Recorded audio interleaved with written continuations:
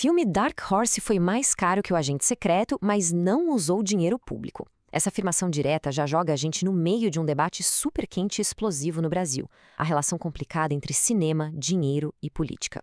E olha, se você gosta de análises diretas ao ponto sobre temas complexos como esse, já inscreva-se no nosso canal. Bom, a grande questão que o material que a gente vai destrinchar hoje levanta é profunda. Ela bate de frente com o papel do Estado na cultura e nós vamos mergulhar nos pontos centrais dessa discussão agora mesmo. O criador do conteúdo baseia praticamente toda a argumentação dele nessa premissa que a gente acabou de ver. Sabe aquela tentativa constante que rola no debate público de comparar o custo de um filme com o de outro? Pois é. Segundo a perspectiva apresentada na fonte, essa comparação não faz o menor sentido se a gente ignorar de onde o dinheiro está vindo. O ponto de atrito aqui não é sobre o ato de fazer cinema, mas sim sobre quem é que está assinando o cheque no fim do dia. E para colocar isso em perspectiva, a fonte traz uma disparidade bem direta. De um lado, você tem a produção internacional Dark Horse, que custou uns 11 milhões de dólares, o que dá cerca de 61 milhões de reais. Só que esse dinheiro veio 100% de investidores privados. Do outro lado, filmes brasileiros recentes como O Agente Secreto e Ainda Estou Aqui teriam usado ali por volta de 5 milhões de reais em verbas públicas via Ancine. A fonte argumenta que o problema real nunca foi o custo de uma superprodução.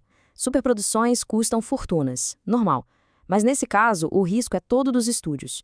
A grande objeção do autor é usar o dinheiro do contribuinte para bancar projetos que, na visão dele, deveriam caminhar com as próprias pernas da iniciativa privada.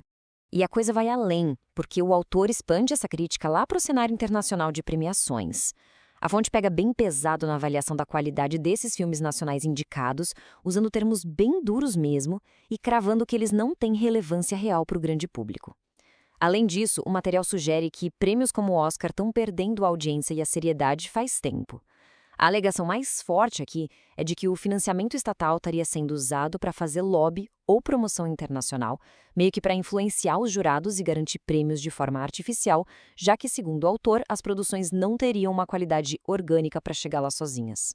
Mas olha, para fundamentar essas críticas, a narrativa sai um pouco do campo da opinião e traz um fato jornalístico objetivo para a mesa.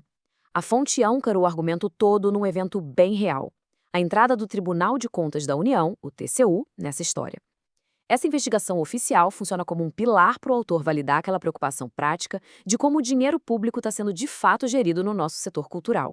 E os detalhes dessa apuração, exatamente como citados no material original, são super específicos. O negócio começou lá no final de abril, sob a relatoria do ministro Jonathan de Jesus, e o alvo principal são justamente os repasses feitos pela Ancine para a promoção internacional do filme O Agente Secreto. Basicamente, o TCU quer saber os critérios técnicos para liberar essa grana. Eles estão de olho na transparência do processo, se o gasto público faz sentido econômico e como está o controle disso tudo. Para a fonte, isso só reforça a tese de que usar dinheiro do Estado exige uma prestação de contas rigorosíssima, algo que, segundo a análise, o setor de cinema muitas vezes tenta driblar. O que nos leva ao verdadeiro X da questão, a diferença brutal de responsabilidade. Pensa comigo, no financiamento privado, a pessoa ou a empresa que investe assume o risco sozinha. Se o filme for um fracasso total de bilheteria, paciência, o problema é do investidor que perdeu o capital dele. Agora, no financiamento público, esse risco é socializado.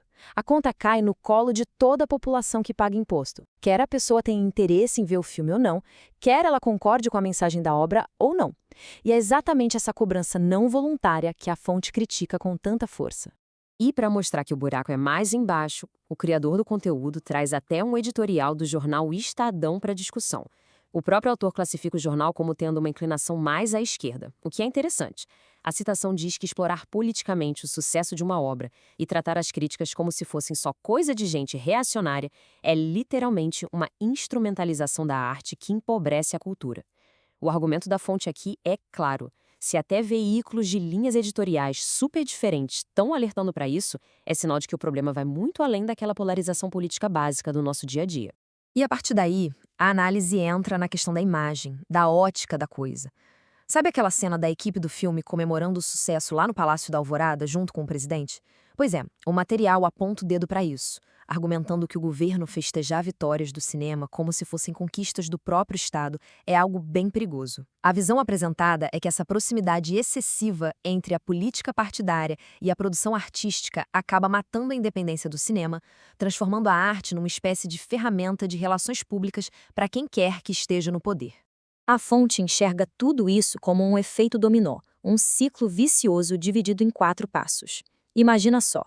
Passo 1, o Estado banca a arte. Passo 2, surge a tal da arte chapa branca, onde o artista, dependendo daquela verba, perde a coragem de criticar o governo e se alinha a ele. Passo 3, como consequência direta, essa arte se desconecta totalmente do que o público real quer ver, resultando em cinemas vazios. E aí, o passo 4. Para resolver a falta de público, o setor começa a exigir intervenções artificiais do Estado, tipo aquelas cotas de tela obrigatórias forçando o cinema a passar um filme que a galera naturalmente não escolheria assistir.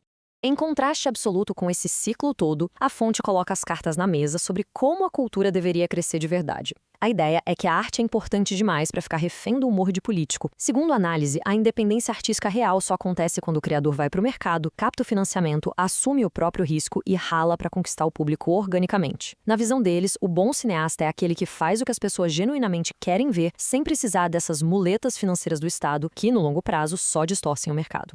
O que deixa a gente com aquela pulga atrás da orelha para fechar nossa análise de hoje. Depois de ver essas críticas super pesadas sobre socializar o risco financeiro, sobre os perigos do alinhamento político e essa defesa toda pela iniciativa privada, livre no cinema, uma questão fundamental continua no ar.